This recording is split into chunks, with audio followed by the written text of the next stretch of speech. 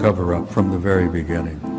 They have one of the finest national security intelligence operations on the planet. I mean, a retired Soviet KBG general by the name of Oleg Kalugin, who is now living in Washington, D.C., and he's an advisor and some of our people in government. Oleg Kalugin said, if we had had the intelligence operations in the Soviet Union as good as the one at the Vatican, the Cold War would still be going on. The Berlin Wall would have not fallen, and the Soviet Union would still exist. He says, we always knew that the best damn security intelligence operation on the planet was out of the Vatican. And probably the reason is that every damn priest in every country on the planet, Catholic priest, is in a sense an agent of the Vatican Intelligence Secret Service. And they're deeply concerned about the location and the appearance in our solar system of a planet known as Nibiru, which has already been photographed, and I have a picture of it here in a moment to share with you. The 10th planet has been photographed by an astro, what do they call them, where the telescopes are?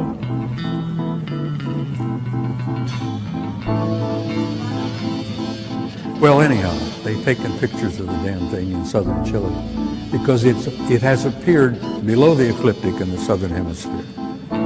It's already been photographed by at least 3 cameras and telescopes. It's one of the biggest secrets in our government today.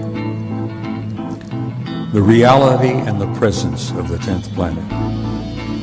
Our government has known about it since 1980.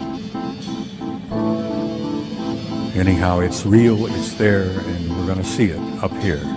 I've been involved in this whole thing for 40 years, and I've been deeply involved in it for the last 20. And let me tell you, take it for what it's worth, in my view, there ain't going to be no disclosure. Not like they expect. They expect the government to someday have a news conference and stand up and say, hey, we got a little surprise for you. Guess what? We've been keeping it from you because we're sorry about that, but it was for your own good, you know. You guys weren't ready for this. You probably couldn't handle it. So, but now we're going to tell you, oh yes, aliens are here. They've been here for quite a while. They're all over the place. Well, they are indeed all over the damn place. But you're not going to get a government disclosure because that's not how government works. First of all, they're a bunch of nitwits in some cases. They're not capable of giving you a disclosure and doing it in a sensible, thoughtful, caring way. For a lot of reasons. One of the reasons is that they don't want to admit to you they've been lying to you for over 60 years. And then the other thing is that they are really a little bit uncertain and frightened themselves because the true scope of their awareness and what they know still has them in a state of shock.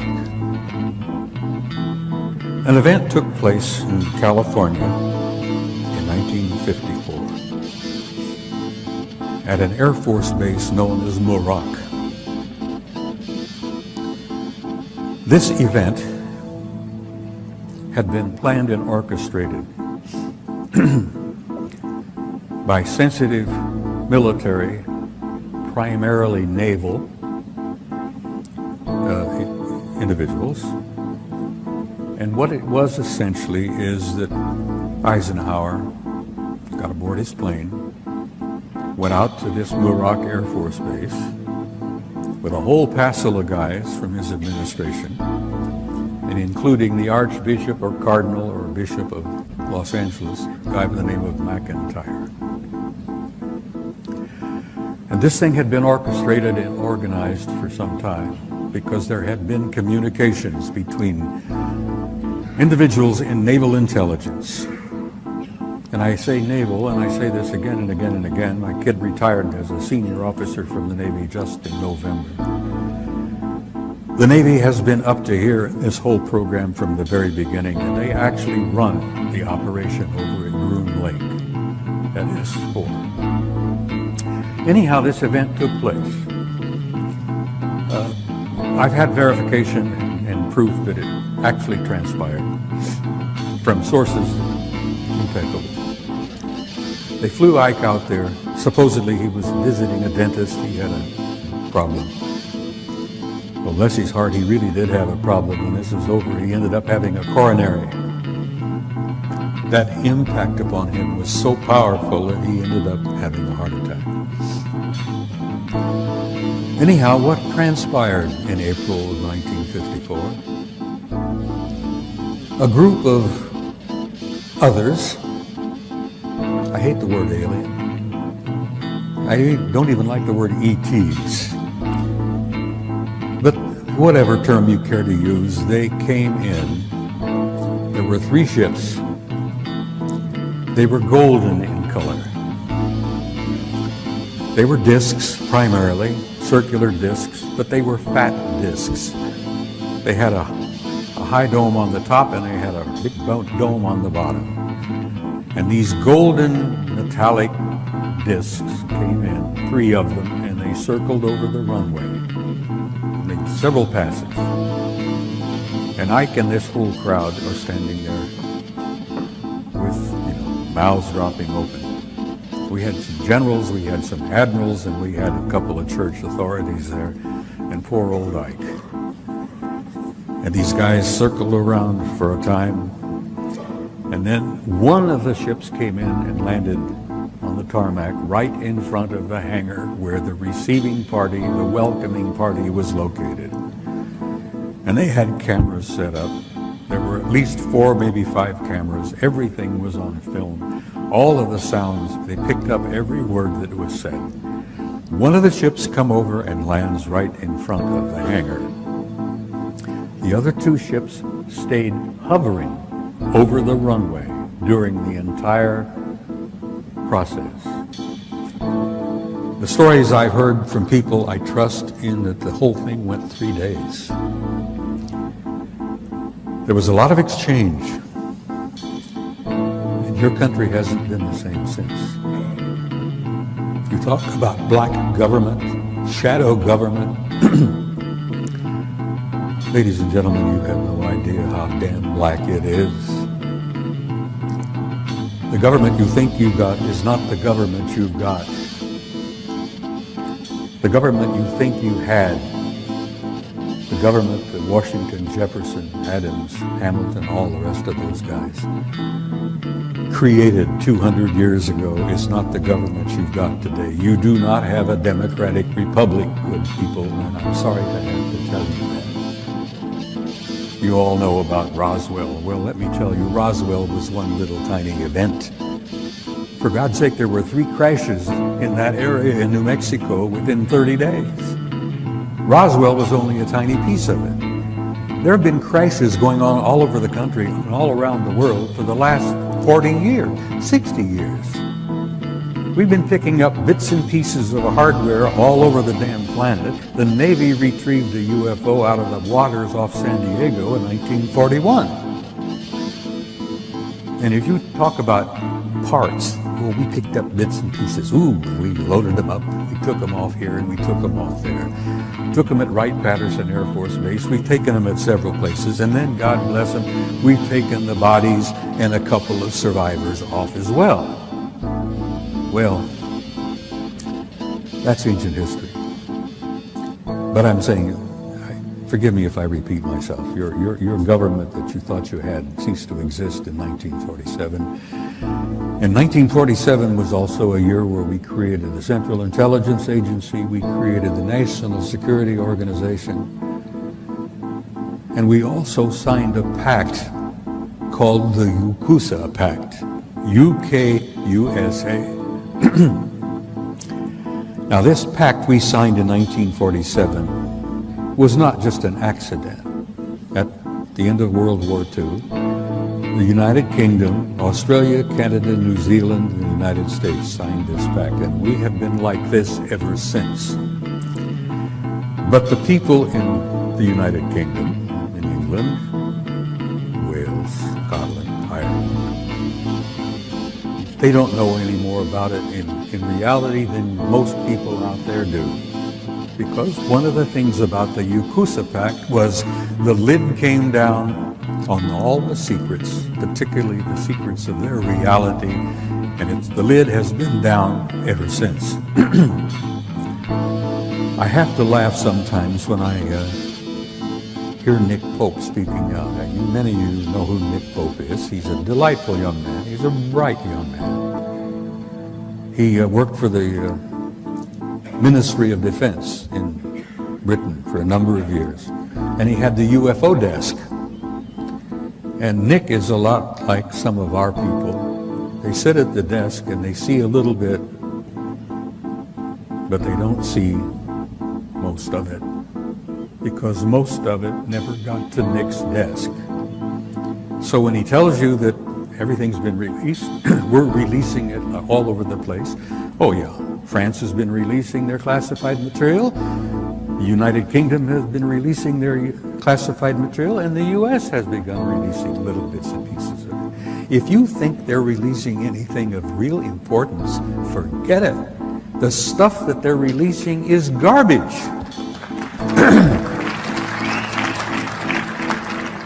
Nick, forgive me wherever you are at this moment. I'm not putting you down. Most of the stuff they're releasing is garbage. The only bit of information that came out of France recently that was of any information or of any value was a report they called the Cometa report. And many of you, I'm sure, are familiar with that. A number of retired French admirals and generals and scientists got together and put together a 30 or 40-page document called the Cometa report about what they considered to be the reality of the extraterrestrial presence, which is a term I like to repeat from time to time, the UFO matter.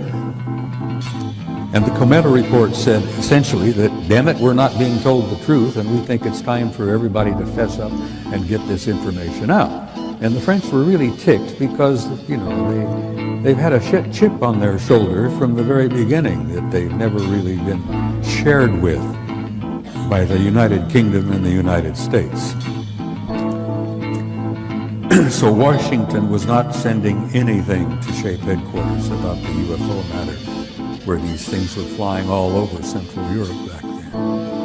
Gordon Cooper admitted to me, he said, you know, I was flying jet fighters over Europe in the 50s, and they were all over the damn place. We wondered then what they were all about. Well, bless his heart, Gordon now knows the answer. Oh, where were we? I was rambling, excuse me. We were talking about disclosure. There are lots of different things that have been happening. Let me get to some of this material here. One of the things that ticked me off the most is a little document known as Executive Order. I have in my fingers, I sound like one of those guys on TV.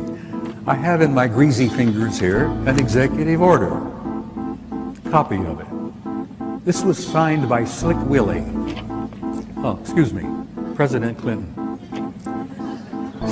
Slick Willie signed this on September the 29th, 1995. An executive order is something that you may not be aware of.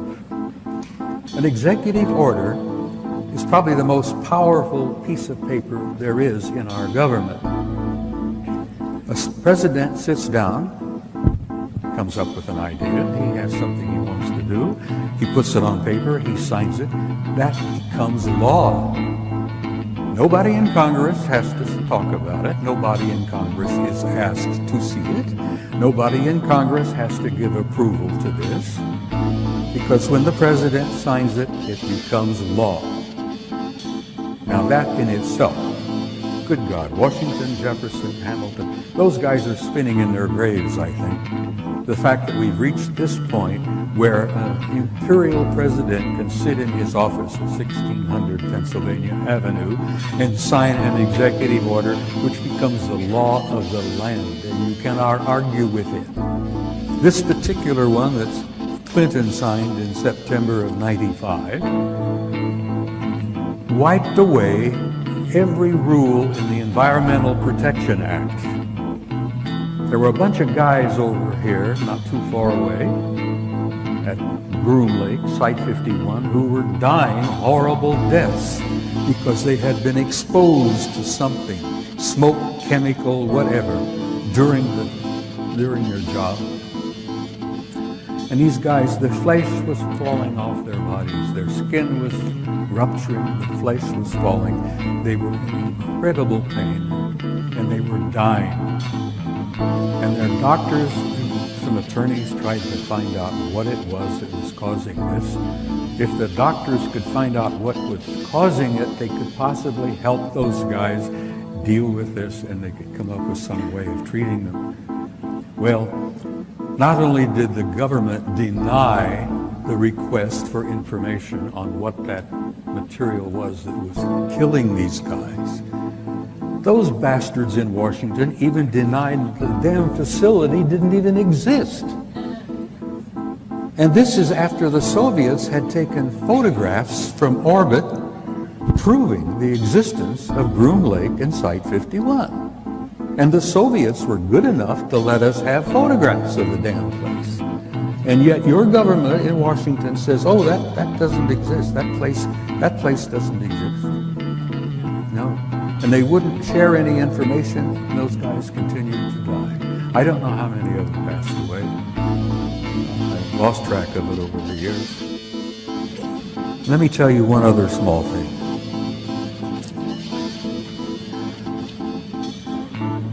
A retired scientist by the name of David Froning, who is alive and well and living outside of Flagstaff, Arizona today. 15 years ago, David Froning spoke at a conference which I was part of. And Froning graduated or completed his career working for Lockheed Martin, this vast corporation that's got their sticky fingers in so damn many things.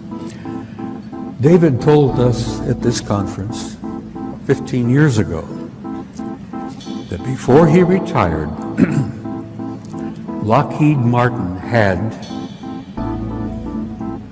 how the word he is, they had developed and were using hyperluminal flight. And it took some of us a little bit of a side there, and David, hyperluminal flight. Yeah, he said, faster than light. They've had it 40 years. Who has it? Well, he says, I want to say your government, but I can't say that with all honesty because he says it's classified. We've had hyperluminal flight for years, and you may know about it in another 20, 30 years when they fess up and tell you that what they can do, and what they've accomplished, and what they can do, and what they have done. Now, another little tiny tidbit. This was from David Froning, a respected man, a scientist who spent all those years. Froning was involved with what he called modified field propulsion, a variable field form of propulsion. They were dealing with matter-antimatter conversion. They called it exotic field tension. And he said flatly, it modifies time and space. And it ends up, we've got transluminal, hyperluminal flight. Now, some years ago, a guy by the name of Ben Rich retired from Lockheed Martin. And in the end of his career, Ben ran the skunk works over there at Lockheed. And there was a little jovial exchange between him and the guys in the audience out there. And Ben Rich said, we can take E.T. home. I think the movie is. The E.T. movie was out about that time. He says, we can take E.T. home. And a few of the guys in the audience says, Ben, what the hell are you talking about? Oh, he said, let me tell you, we've got stuff you wouldn't believe. We can take extraterrestrial home. So they said, look, what the hell is it all about?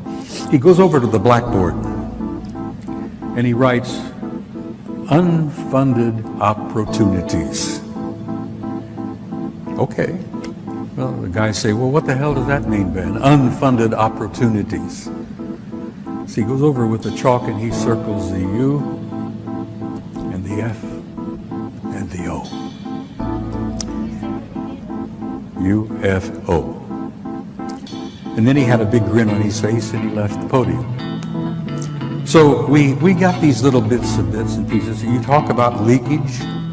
Arthur Clarke used to say, if you see advanced technology to a degree that's beyond what you can understand, people consider it as magic. Well, this is magic, guys. This was photographed in the infrared, and this is a city under the surface of Mars the size of Chicago. It's generating an enormous amount of heat. I'm sorry about the details of it are not that clear, but you can see the streets, blocks. This is an underground city on Mars that's fully active and filled with God knows who and what. Next picture, please. That's Phobos. That's the moon, 12 miles in diameter. The Soviets planned to land on it. Well, someone else said, no, you're not going to do that. But that is a picture of Phobos, which they've all concluded is an artificial satellite. Big secret? So's our own. Next picture. This photograph was taken by your own NASA Apollo 13 guys on their trip to the moon that didn't work out too well. And many of you may have heard rumors about the story, but Apollo 13 had a small nuclear device aboard. And they had been told by the guys that ran NASA that they were going to land on the surface, going to place this small nuclear device. And then when they all left and came back aboard and came back, they were going to detonate it and study the reverberations of this nuclear device, study the seismology of the moon, because they've been convinced for some years that the moon is basically hollow. It appears to be somewhat of an artificial satellite. Well, they plan to detonate this nuclear device, and the others said, no, you're not going to do that. We'll get back to that picture again, please. All right, I wanted to show you. This picture was taken by Apollo 13. The object you see there in the middle is 5 miles long. It's an artificial, I assume metallic object, probably crammed with guys. And that object followed our Apollo 13 all the way to the moon, around and back. Now, whether they were trying to make sure the Apollo 13 guys got home safely or what, whether they were the ones responsible for Apollo 13's little accident, which kept them from landing on the moon and placing that nuclear device, who knows? We may find out someday. But here you have an artificial object in orbit on the way to the moon, 5 miles long. Now, I've spent some time aboard aircraft carriers with my kid. I've been invited several times. My boy served on 4 different carriers, nuclear-powered Nimitz-class carriers.